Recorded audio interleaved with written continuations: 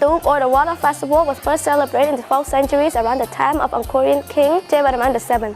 The king's neighbors helped usher in the Cambodian fishing season. The festivities made the god happy and secured good harvest of rice and fish in the upcoming year, heralding the end of the rainy season and the coming of the harvest moon. The Water and Moon Festival has been celebrated along the banks of Phnom Penh's famed Sisoat Quay for hundreds of years.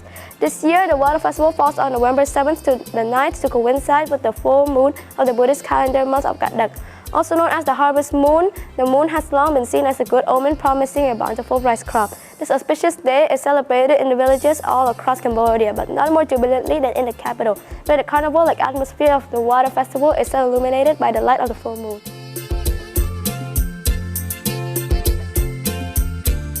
The boat racing stood the biggest draw to the Water Festival. The colorful boat races are remarkably similar to the 800 years old engraving on the Angkor temples.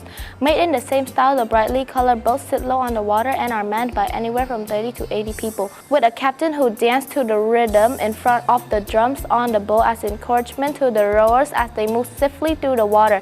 Historically, the boat races were a chance for the Angkorian people to train and prepare for battle. With the king selecting the champions to help defend the kingdom, today the stakes are just as high, with the honor of every man's village to fight for. Every villager takes pride in preparing for the Water Festival, painstakingly hand-carving out the boat and training for months before pulling together all their savings and the long trek to the capital to demonstrate their strength and stamina in front of the king.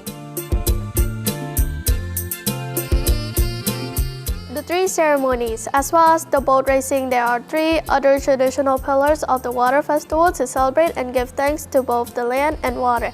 Lord Patip, an illuminated flue-wheel parade, historically a candle-lit naval procession these days.